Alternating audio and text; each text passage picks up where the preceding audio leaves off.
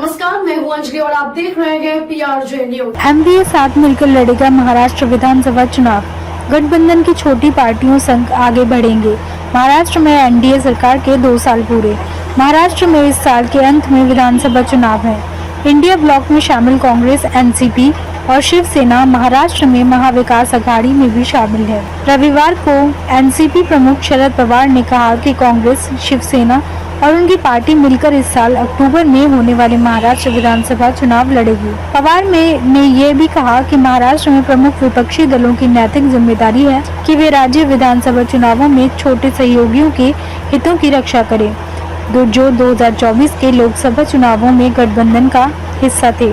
वहीं महाराष्ट्र में एनडीए की महायुति वाली सरकार के 2 साल पूरे होने पर राज्य के CM Eknath Shinde post share कर खुशी जाहिर की। उन्होंने बाला साहेब ठाकरे का जिक्र किया।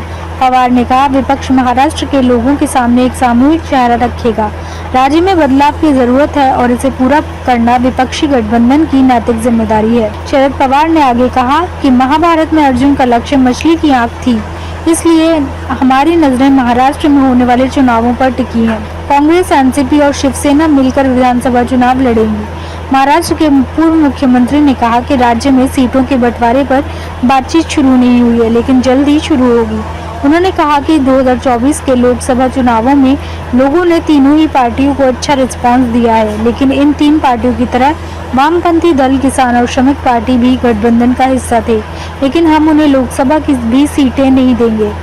इन पार्टियों के हितों की रक्षा करना हमारी नैतिक जिम्मेदारी है। विधानसभा चुनाव में इन पार्टियों के साथ आगे बढ़ने का प्रयास किया जाएगा। एकनाथ शिंदे के पेश के लिए राज्य बजट पर पवार ने कहा कि अगर आप खाली जेब लेकर बाजार जाते हैं तो क्या होता है।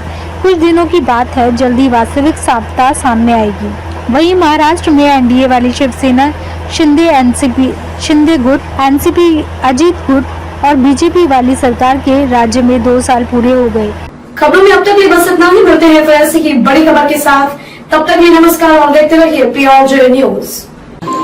अगर आपको वीडियो पसंद आई हो तो लाइक, कमेंट व शेयर करें और हमारे YouTube चैनल PRJ न्यूज को सब्सक्राइब कर बेल आइकन को प्रेस करें।